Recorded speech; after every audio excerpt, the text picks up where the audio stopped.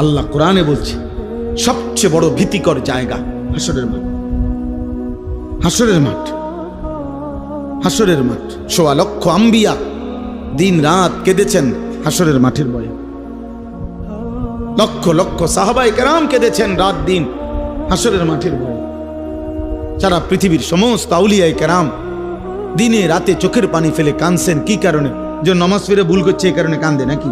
রোজা রেখে অপরাধ করছে এই জন্য কাঁদছে? হাসরের মাঠের ভয়ে কাঁদছে। নাহলে কান্দে কেন ওনারা? উনি তো নামাজ পড়ছেই, উনি কান্দবো কিত্ত তাহলে? উনি তো রোজা রাখছেই, উনি কান্দে কা? উনি তো দান সৎকার করছেই। কথা বোঝেন নাই আমার? উনি কাঁদে কেন?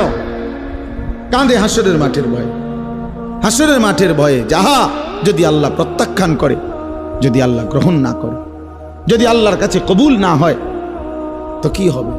যদি নবীর দরবার থেকে ফেরেশতা বলে তাড়িয়ে দেয়, আর নবীজি যদি বলে সহকান সহকান, দূর হও উম্মত, কি হবে আমার? কে দিবে আমাকে আশ্রয়?